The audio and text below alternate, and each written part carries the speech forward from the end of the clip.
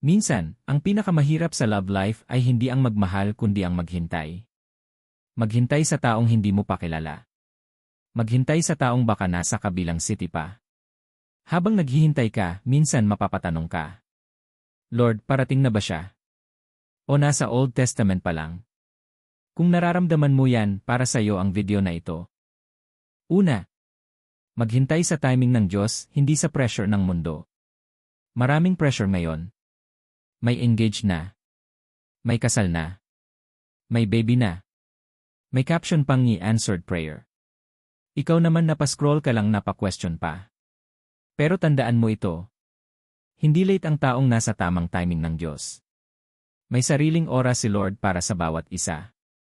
Kung bakit may nauuna at may nahuhuli, may dahilan siya. Mas okay nang dumating sa tamang panahon kaysa pumasok sa maling relasyon dahil lang na-pressure ka. Hindi porke may jowa sila, ibig sabihin ready na sila. Minsan may relationship status na pero wala namang peace. Kaya relax lang. Hindi ka napag-iwanan.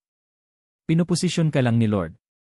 Pangalawa, gamitin ang waiting season para dumevelop. Ang season ng paghihintay ay hindi sayang na panahon. Habang naghihintay ka, baka gusto ng Diyos na dumevelop ka muna. Palakasin ang karakter mo. Pagalingin ang sugat mo. Turuan kang maging patient.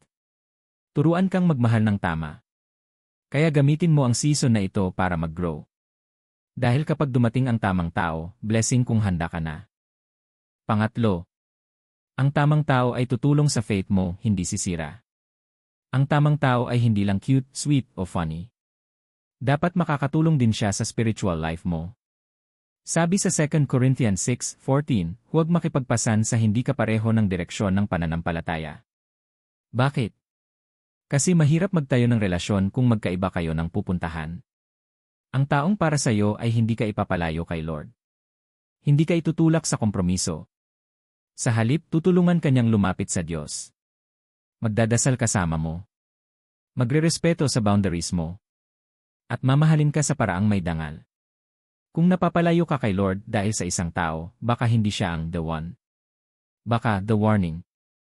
Pang-apat. Habang naghihintay, mamuhay ka ng buo.